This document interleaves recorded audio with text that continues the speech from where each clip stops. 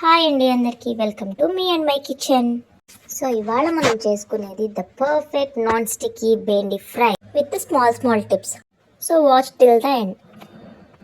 So ఇంకా start చేసేద్దామా. ముందుగా బెండకాయలు కడిగి ముక్కలుగా కట్ చేసి పెట్టేసుకున్నాను. బెండకాయల్ని వాష్ చేసుకొని ఫ్యాన్ కింద ఆరబెట్టి క్లాత్ తుడిచి అట్లా ఏం చేయలేదండి. వాష్ చేసేసి డైరెక్ట్గా కట్ చేసి పెట్టేసుకున్నాను.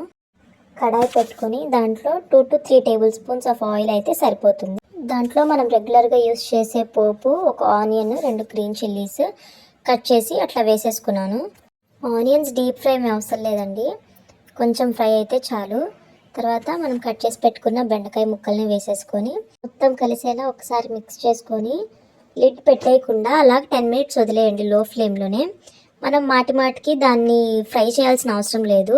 మనకు తెలుస్తుంది ఒక సైడ్ కొంచెం ఫ్రై అయిపోయిన తర్వాత ఒక 20% ఫ్రై అయితే వాటిని ఇంకో సైడ్ తిప్పి కొంచెం పసుపు వేసుకోండి.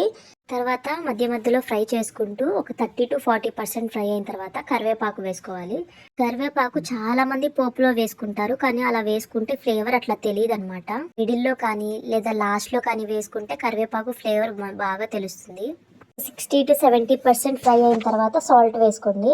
ఎందుకంటే సాల్ట్ ఫస్ట్లోనే వేసేస్తే వాటర్ రిలీజ్ అయ్యి బెండకాయలు మనకి మంచిగా ఫ్రై అవ్వవు అనమాట. ఇలా మధ్యలో 5 to 10 minutesకి ఒకసారి కలుపుకుంటూ ఉంటే బెండకాయలు అన్ని వైపులా ఫ్రై అవుతాయి.